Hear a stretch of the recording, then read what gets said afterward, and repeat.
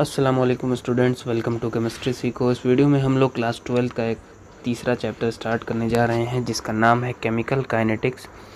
इस चैप्टर में हम लोग बेसिकली मैथमेटिकल पर्सपेक्टिव के ऊपर फोकस करते हैं, जिसमें हम कैलकुलेट कर सकते हैं कि कोई भी प्रोसेस या कोई भी केमिकल रिएक्शन कितना टाइम लेगा कंप्लीट होने के लिए और कितनी कंसंट्रेशन यूटिलाइज होगी या कितनी कंसंट्रेशन बच जाएगी। तो बेसिकली ये जो केमिकल काइनेटिक्स है ये एक ऐसी ब्रांच है केमिस्ट्री की जो डील करती है रेट ऑफ केमिकल रिएक्शन से और उस factor affecting of rate of reaction से और मैकेनिज़्म से जिसकी वजह से रिएक्शन प्रोसीड हो रहा है।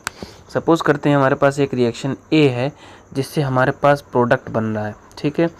अब ए से प्रोडक्ट के बनने में क्या टाइम लगेगा, इसकी कितनी कंसंट्रेशन होगी तो प्रोडक्ट की कितनी कंसंट्रेशन बनेगी, इसको हम हाफ़ कर देंगे कंसंट्रेशन को तो इस प्रोडक्ट पे क्या असर पड़ेगा, या फिर इसके अलावा किस प्रोसेस से या किस मैकेनिज़्म से ये प्रोडक्ट में कन्वर्ट होगा।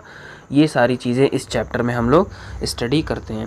ये एक बड़ा इंपॉर्टेंट चैप्टर है, इससे मैथमेटिकल क्वेश्चंस भी बहुत अच्छे से आते हैं, जैसे कि हाफ़ लाइफ वगैरह कैलकुलेट करना, फुल लाइफ कैलकुलेट करना, extent of the reaction calculate करना। तो हम इसको छोटे छोटी वीडियोस में इन डिटेल स्टडी करेंगे। तो इस वीडियो में हम लोग इंट्रोडक्शन पढ़ेंगे, साथ ही साथ हम पढ़ेंगे क्लासिफिकेशन ऑफ केमिकल रिएक्शंस। तो अगर हम क्लासिफिकेशंस की बात करें तो क्लासिफिकेशन में हमारे पास जो केमिकल रिएक्शन होता है वो टोटल 2 बेसिस पे क्लासिफाई किया जाता है, ठीक है। पहला जो हमारा बेसिस है वो है on the basis of speed, on the basis of speed, speed के बेसिस पर क्लासिफाई किया जाता है। और दूसरी जो हमारी बेसिस होती है वो होती है on the basis of mechanism. हम लोग पहले चेक करेंगे कि कितनी जल्दी हो रहा है, दूसरा फिर वो कौन सा मैकेनिज़्म फॉलो कर रहा है, ठीक है। तो अगर हम स्पीड की बात करें तो on the basis of speed हमारे पास 3 तरह के रिएक्शंस होते हैं। कौन कौन से होते हैं? एक हमारे पास होते हैं फास्ट, एक होते हैं हमारे पास मॉडरेट, और तीसरा हमारा जो होता है वो होता है स्लो। मतलब एक बहुत फास्ट यानी कि इतनी तेज़ कि हम कुछ ऑब्जर्व ही ना कर सकें। जैसे बहुत इसका अच्छा सा एग्जांपल होता है न्यूट्रलाइजेशन रिएक्शन, मतलब एसिड और बेस को मिलाना। न्यूट्रलाइजेशन रिएक्शन इसका बहुत अच्छा एग्जांपल होता है। ये इतनी फास्ट होता है कि इसके ऊपर हम लोग कोई चीज़ कैलकुलेट नहीं कर सकते, तो इसको हम लोग फास्ट की कैटेगरी में रखते हैं। अप्रॉक्सीमेशन देखा जाता है तो 10⁻⁷ सेकेंड लगते हैं इस रिएक्शन को प्रोसीड होने में, ठीक है।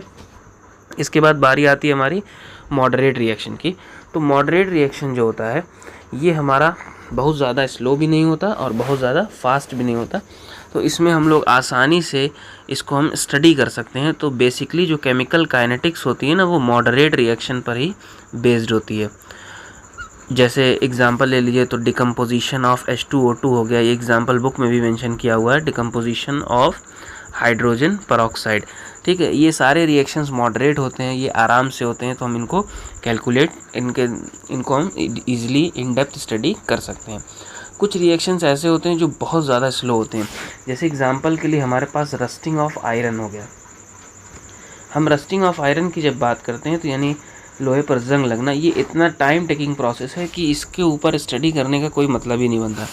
ये तो फिर भी हम समझते हैं कि अगर आप किसी एक मेटल रॉड हो या जिसे घर कंस्ट्रक्शन होता है तो आमतौर से सरिया वगैरह आता है, तो उसको आप 2-4-10 दिन के लिए हवा में रख देते हैं, छत पे रख देते हैं आप ग्राउंड पे, तो धीरे धीरे इसके ऊपर रस्टिंग शुरू हो जाती है, ठीक है।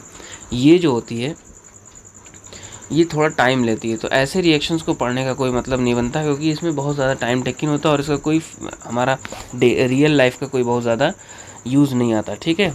इसकी काइनेटिक्स का कोई यूज़ नहीं आता। अब दूसरा जो हमारा बेसिस है वो क्या है? On the basis of mechanism. हम जब मैकेनिज़्म की बात करते हैं तो हमारे पास 2 तरह के रिएक्शंस होते हैं, ठीक है। पहला जो हमारा होता है उसको हम लोग बोलते हैं सिंपल और एलिमेंट्री, सिंपल और एलिमेंट्री रिएक्शन, ठीक है। और दूसरा हमारा जो होता है वो होता है कॉम्प्लेक्स रिएक्शन, कॉम्प्लेक्स रिएक्शन, ठीक है।